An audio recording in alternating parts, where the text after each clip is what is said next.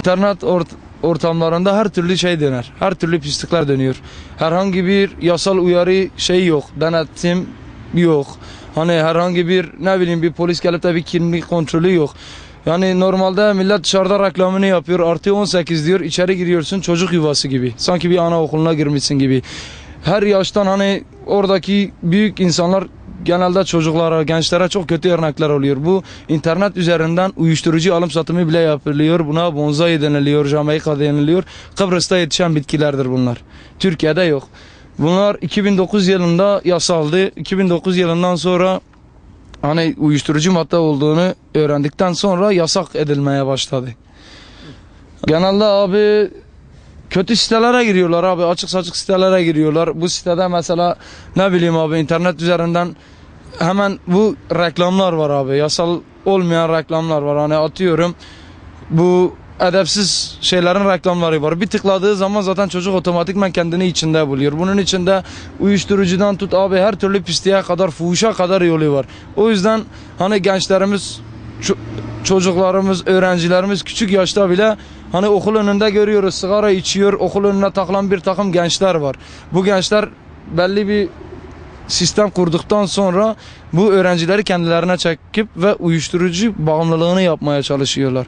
Bundan yaklaşık 7 sene önce ben de böyle bir durum içindeydim. Bu durumun hani bir takım insanların vesilesiyle kurtulmaya çalıştım. Hani insanlardan istediğim ailelerin biraz daha çocuklarına düşkün olması, biraz daha yakından ilgilenmesi, bir psikolojik sorunları, sıkıntılarının yaşanmamasına dikkat etmesini. Denetlemeler abi hemen hemen hiç yok. Burası Doğu bölgesi abi, terörizm dedikleri için genelde hiçbir yerde doğru düzgün göremiyoruz. Bir yerde bir olay, bir kavga çıktığı zaman yetkilileri aradığın zaman çok geç geliyorlar abi. İş işten geçtikten sonra geliyorlar. Bunu birçok yerde yaşıyoruz, görüyoruz. Onun için birçok şey dönüyor abi. Adını hani söyleyemediğim, hadi söylemek istemediğim, hatırladıkça kendimden iğrendiğim bir takım şeylerin ismini hani belirtmek istemiyorum. O yüzden hani ailelerin, insanlarımızın biraz daha duyarlı olmasını istiyoruz.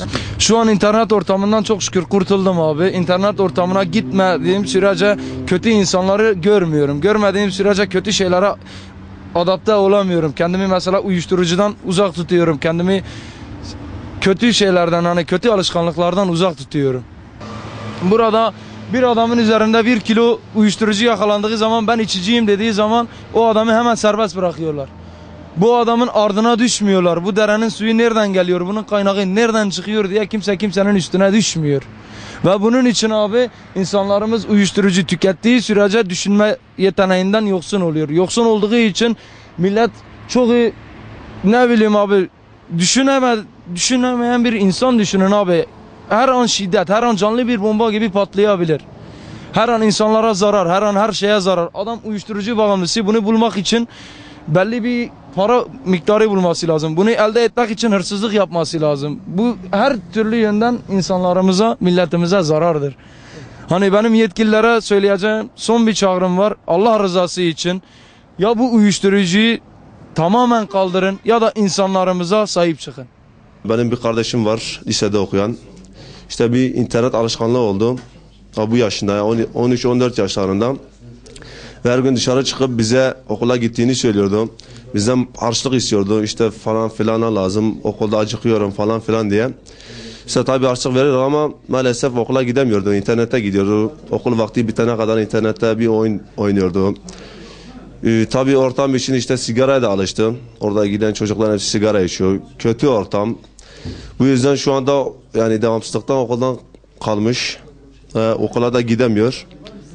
Şunu söyleyeyim, yani ailelerin çocuklarını kontrol etmesi lazım. Haftada bir olsun veya ayda bir olsun okula gidip gelmeleri lazım.